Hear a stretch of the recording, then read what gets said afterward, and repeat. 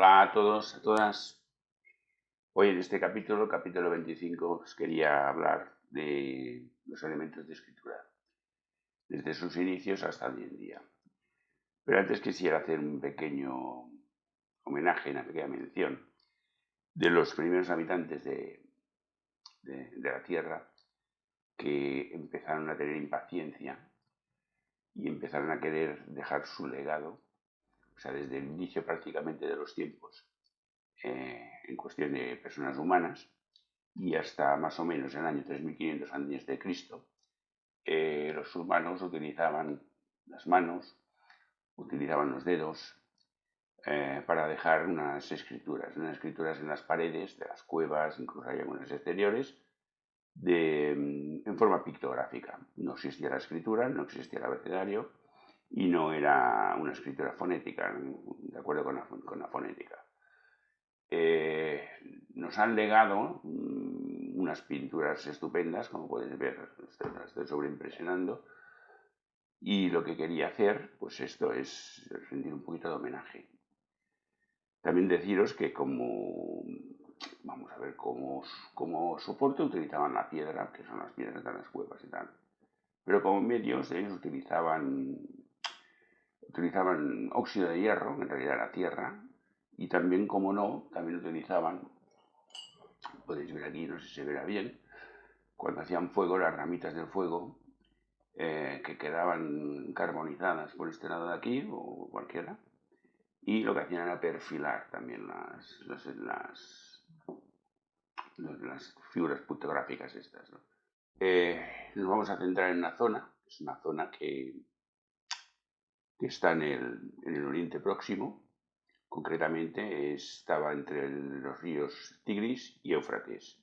Esta zona se llama Mesopotamia. Es una zona donde la escritura, se empezó a iniciar la escritura allí realmente, ¿no?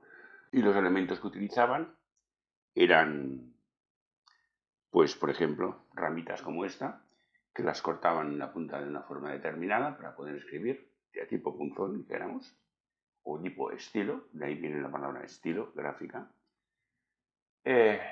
Utilizaban huesos, utilizaban algunos elementos de cobre, de bronce, para poder marcar signos o pictógrafos, dibujitos, en unas tablillas de un tamaño, vamos a poner sobre un 10 por 10 centímetros. Esas tablillas eran de barro.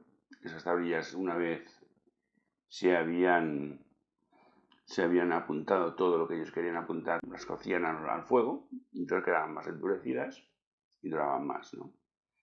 Estas tablillas, en realidad, ellos las empezaron a utilizar para poder obtener el control de las transacciones que hacían. Eran los pueblos de toda aquella parte, eran Mesopotamia, una parte bastante rica a nivel de, como estaba entre ríos, a nivel de tener huerta, tener campos, tener cultivo.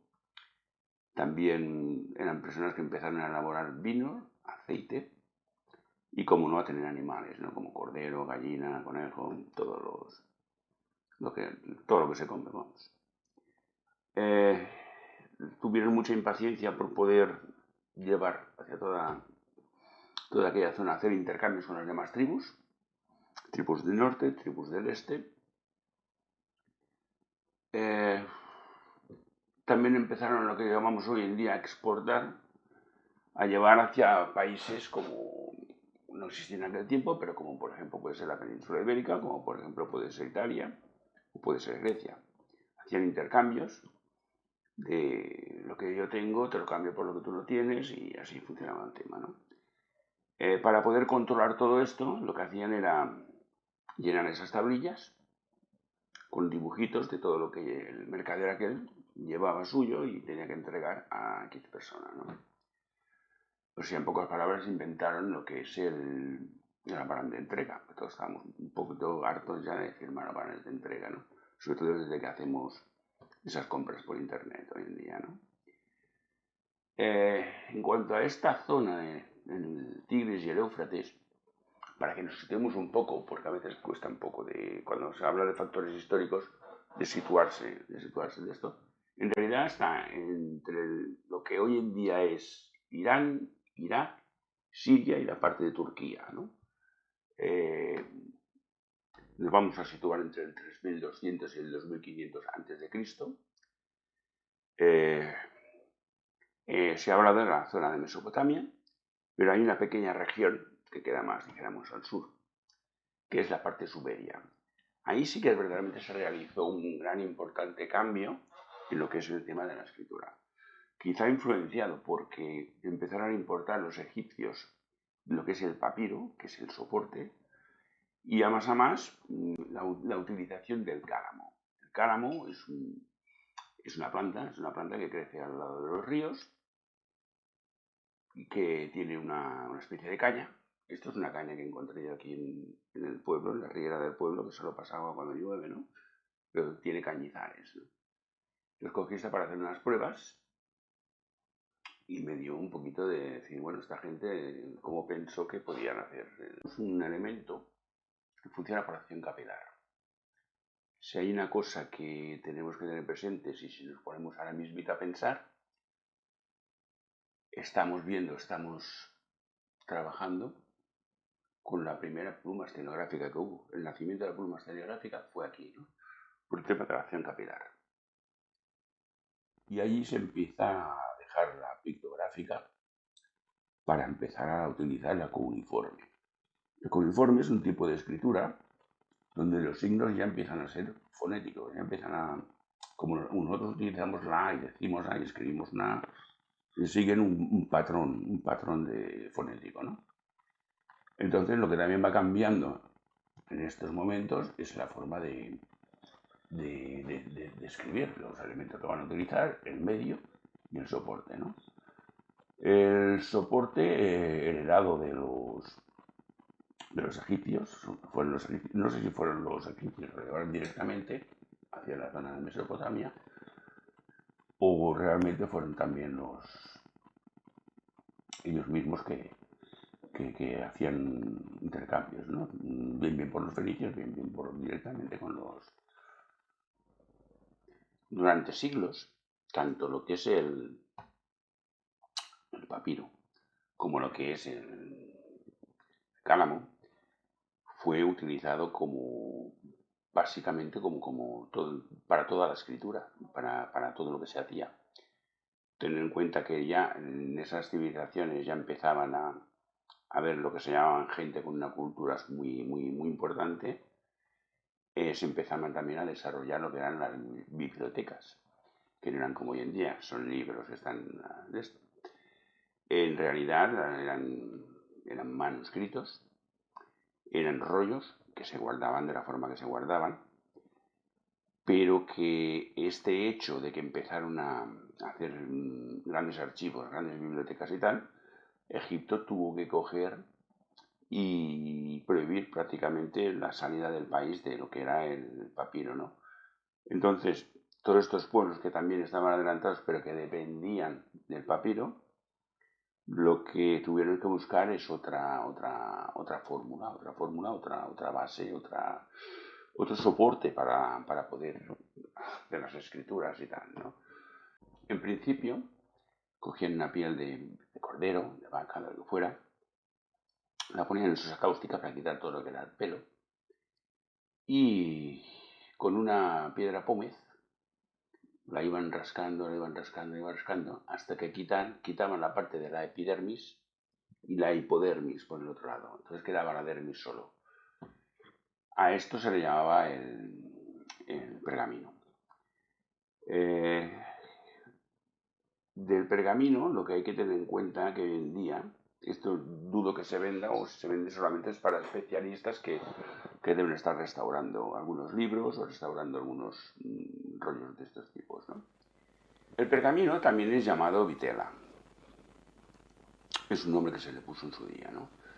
Lo que pasa es que no hay que confundirlo con una cosa muy reciente, ya de hace muy pocos años, que también por lo visto también se la ha llamado vitela. Aquí le llamamos papel papel vegetal, es como lo denominamos aquí en España, que fue inventado por un francés, el François Ambroise, me parece que se llamaba, en el 1780.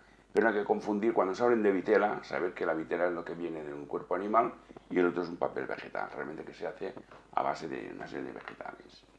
Para que tengáis un referente, una idea más clara de cómo podría ser un pergamino, acordaos de lo que, a pesar de que hoy en día todo se hace de plástico, acordaos de las panderetas o de los tambores. Esa piel que había más pulida es realmente lo que es un pergamino, ¿no? Vamos a ir a lo que es el siglo VII. Y aquí sí que hay un gran cambio. Aquí hay un gran cambio en cuanto a la forma de proceder.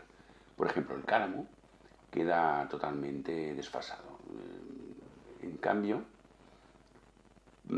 se empieza a utilizar lo que es la pluma de ave, que no deja de ser lo mismo. Un cálamo, de hecho, a la parte esta de la pluma se llama cálamo, donde puedes también coger tinta y empezar a escribir. Tema, la facilidad de encontrar en muchos países las plumas de ave. De la otra forma tenían que importar los cálamos y sí, verdaderamente se empieza a utilizar la pluma de ave porque en principio es mucho más elástica a la hora de escribir. En segundo lugar, los trazos son más diversos porque esto que ellos pulían la punta de una forma determinada y entonces el trazo puede ser más grueso, tal lo que hoy en día tenemos en lo que son las plumillas, ¿no? En cuanto a lo que es la pluma de ave, lo principal es que al principio, en sus principios, lo que se hacía era estirar esta parte de aquí y hacer una pequeña hendidura aquí. Por lo tanto, vamos a hacer una prueba.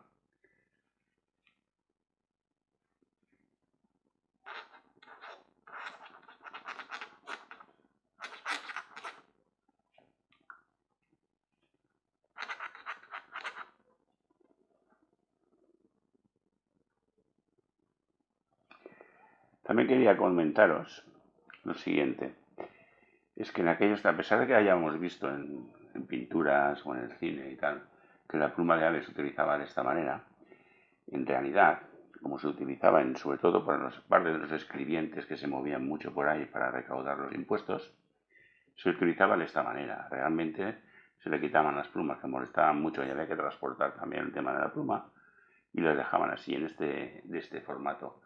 En algunas pinturas sí que se ve que utilizaban el formato de esta manera, pero por tradición ha quedado con toda la parte del plumífero que bueno, queda más bonito, pero quizás es más práctico de la otra manera, ¿no?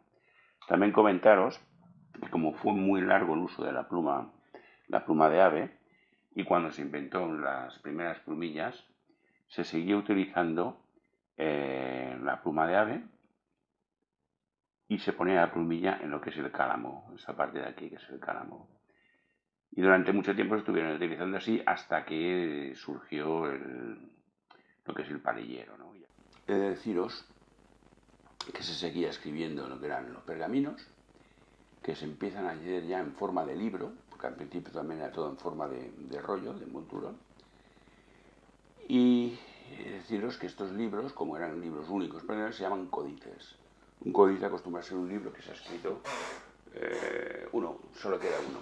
Más adelante ya veremos, llegan lo que sean los copistas, que eran monjes, que lo que hacían era copiar esos libros exactamente como otros para poder distribuirlos, puesto que las personas que escribían en esos tiempos y tal acostumbraban a ser los monjes o bien los funcionarios de alto rango de los reyes y tal, que eran las personas que iban a cobrar los impuestos y tenían que anotar a quienes cobraban, ¿no? Y después toda la parte de la iglesia que verdaderamente ellos eran los que escribían la historia, por lo visto. Durante los siglos VII y más o menos el siglo XVIII, se sigue utilizando la pluma de ave.